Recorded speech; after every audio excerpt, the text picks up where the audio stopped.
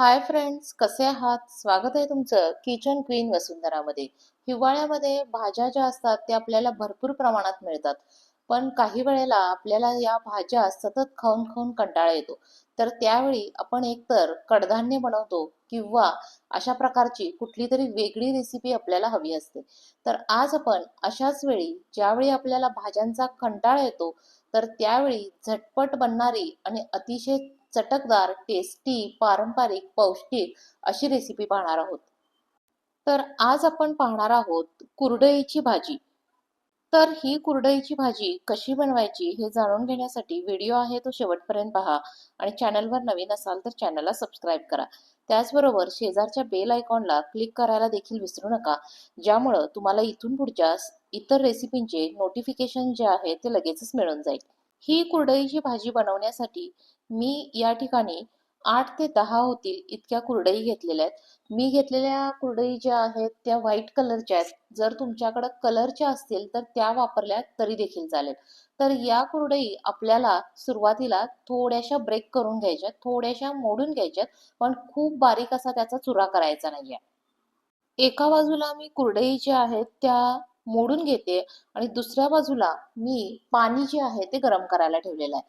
तर आता कुरडई ज्या आहेत त्या माझ्या सगळ्या व्यवस्थित अशा बारीक करून झालेल्या आहेत. त्यामध्ये आपल्याला हे गरम पाणी जे आहे ते आपल्याला ओतून घ्यायचं आहे. कुरडया ज्या आपण बारीक केलेल्या आहेत त्या पूर्णपणे त्याच्यामध्ये बुडल्या जातील इतपत आपल्याला गरम पाणी आहे ते ऍड करायचं आहे. आणि हे गरम पाणी ऍड केलेलं आपण एक 10 ते 15 मिनिटं आपण ॲज इट इज ठेवायचं आहे. 10 ते 15 मिनिटानं ते जो काही आपण कुरडया ब्रेक केलेल्या आहेत त्या काय होतील, मऊ होतील आणि त्यानंतर आपल्याला त्या यूज करायच्या आहेत. तर मी आता कुरडईमधलं सगळं पाणी जे आहे ते काढून टाकलेलं आहे आणि परत त्याच्यामध्ये चेक करणार आहे की काही मोठे तुकडे तर नाही आहेत ना. जर काही मोठे तुकडे असतील तर ते हातानं परत एकदा थोडेसे सुट्टे करून घ्यायचे.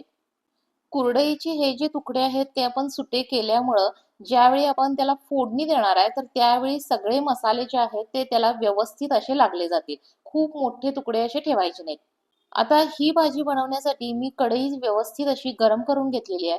त्यामध्ये आपल्याला 2 टेबलस्पून होईल इतकं तेल ऍड करायचं आहे. तेल ऍड करताना बघा नेहमी आपण कढईच्या सगळ्या बाजूनी असं तेल सोडून घ्यायचं, म्हणजे भाजी जी आहे ती त्याला चिकटत नाही. हे तेल जे आहे ते चांगलं गरम झालेलं आहे. आता आपल्याला यामध्ये 1 टीस्पून होईल इतकी मोहरी ऍड करायची आहे. त्याचबरोबर अर्धा टीस्पून होईल इतके जिरे ऍड करायचे आहेत. जिरे मोहरी तडतडली की आपल्याला यामध्ये कढीपत्ता ऍड करायचा आहे. या फोडणीमध्ये मी 10 ते 12 होतील इतकी कढीपत्त्याची पाने ऍड करणार आहे. कढीपत्ता घेताना आपल्याला अगदी सुगंधित असा घ्यायचा आहे, ज्यामुळे आपल्या भाजीची टेस्ट जी आहे ती वाढेल. कढीपत्ता जो आहे तो देखील ऍड करून झालेला आहे. यानंतर आपल्याला यामध्ये बारीक चिरलेला कांदा ऍड करायचा आहे. एक मोठा कांदा जो आहे तो मी बारीक कट करून घेतलेला आहे आणि तो आता या तेलामध्ये मी ऍड करणार आहे. मीडियम फ्लेमवर कांदा आपल्याला छान असा भाजून घ्यायचा आहे. कांदा भाजताना आपल्याला तो खूप ड्राय होऊ द्यायचा नाहीये. कांदा आपला मऊ असा राहायला पाहिजे. त्यामुळं आपली भाजी जी आहे ती मऊ होईल. ही भाजी बनवत असताना आपल्याला आणखी एक गोष्ट लक्षात घ्यायची आहे. ती म्हणजे आपण सुरुवातीला कुरडई ज्या आहेत त्या गरम पाण्यामध्ये थोड्या वेळ ठेवल्या होत्या. त्या आपल्याला चेक करून घ्यायच्या आहेत. मऊ झाल्यानंतरच आपल्याला त्या भाजीसाठी यूज करायच्या आहेत. जर मऊ झाल्या नसतील तर आणखी आपण 5 मिनिटं जे आहेत ते भिजण्यासाठी म्हणून ठेवून द्यायचं. तर आता आपला कांदा जो आहे तो छान असा भाजत आलेला आहे. आता या कांद्यामध्ये मी एक छोटा टोमॅटो जो आहे तो ऍड करणार आहे. टोमॅटो सिलेक्ट करताना खूप आंबट असे टोमॅटो सिलेक्ट करायचे नाहीत आणि दुसरी गोष्ट म्हणजे या टोमॅटोमधल्या बिया ज्या आहेत त्या मी काढून टाकलेल्या होत्या. खूप आंबट टोमॅटो असतील तर भाजी जी आहे ती आंबट होईल. त्यामुळं छोटासा टोमॅटो आंबट नसलेला असा मी इथं वापरलेला आहे. टोमॅटो देखील कांद्याबरोबर थोडासा असा परतून घेतलेला आहे. खूप त्याला परतायचं नाही किंवा खूप तो मऊ होता कामा नये. टोमॅटो परतून झाल्यानंतर मी याच्यामध्ये पाव टीस्पून होईल इतका हिंग ऍड करणार आहे. हिंग देखील तेलासोबत थोडासा मिक्स करून घेते. हिंगाची छान फोडणी बसायला पाहिजे. हिंग ऍड करून झाल्यानंतर आपण यामध्ये पाव टीस्पून होईल इतकी हळद ऍड करणार आहोत. हळद देखील या सगळ्यासोबत मी थोडीशी अशी परतून घेतलेली आहे. हळद ऍड करून झाल्यानंतर आपल्याला यामध्ये कांदा लसूण मसाला ऍड करायचा आहे. जर तुमच्याकडे कांदा लसूण मसाला नसेल तर तुम्ही लाल मिरची पावडर आणि त्याचबरोबर थोडासा गरम मसाला वापरला तरी देखील चालेल. मी कांदा लसूण मसाला ऍड करताना 1.5 टेबलस्पून होईल इतका कांदा लसूण मसाला याच्यामध्ये ऍड करते। जसा तुम्हाला तिखटपणा हवा असेल त्या प्रमाणात तुम्ही कांदा लसूण मसाला ऍड करू शकता। कांदा लसूण मसाला देखील तेलासोबत थोडासा परतून घेतलेला आहे। यानंतर आपण जे काही कुरडईमधलं पाणी काढून घेतलं होतं आणि ज्या उरलेल्या कुरडई आहेत त्या आपण याच्यामध्ये ऍड करणार आहोत आणि हे आता आपल्याला छान असं सगळं मिक्स करून घ्यायचं आहे। मीडियम फ्लेमवर हे सगळं जे आहे ते आपण मिक्स करून घेतोय। हे मिक्स करताना जर तुम्हाला वाटलं की खूप ड्राय वाटतंय तर त्यावेळी तुम्ही 1 ते 2 टेबलस्पून पाणी जे आहे ते ऍड करू शकता। खूपच ड्राय असेल तर मसाला सगळीकडे व्यवस्थित लागणार नाही, म्हणून आपण काय करायचं, त्याच्यामध्ये थोडंसं पाणी ऍड करायचं। पाणी ऍड केलं की सगळा मसाला जो आहे तो सगळीकडे व्यवस्थित असा लागला जाईल। आता आपल्याला यामध्ये मीठ ऍड करायचं आहे। कुरडई बनवताना ऑलरेडी त्याच्यामध्ये मीठ ऍड केलेलं असतं, त्यामुळे मिठाचं प्रमाण जे आहे ते थोडंसं कमी ठेवायचं। थोडंसं मीठ जे आहे ते मी ऍड करून घेतलेलं आहे आणि परत एकदा या सगळ्यामध्ये ते छान असं मिक्स करून घेते।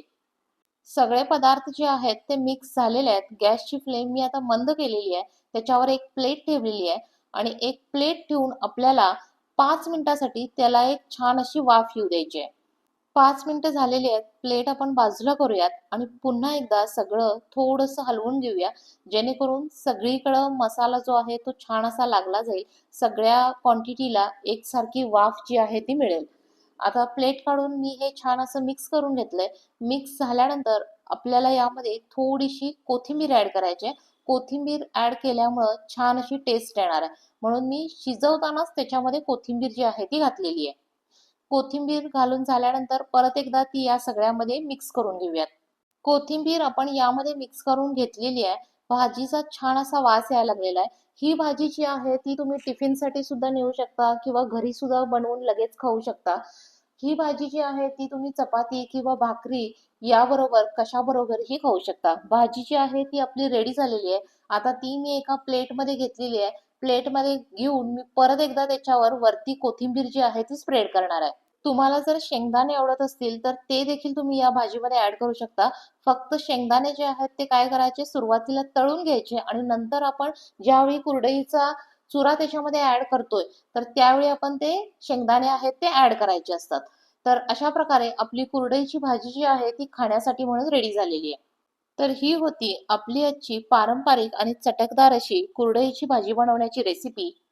रेसिपी आवडली असेल तर व्हिडिओला लाईक करा, शेअर करा। चॅनलवर नवीन असाल तर चॅनलला सबस्क्राईब करा। रेसिपी शेवटपर्यंत पाहिल्याबद्दल धन्यवाद। लवकरच भेटूया नवीन रेसिपीसह। तोपर्यंत बाय बाय।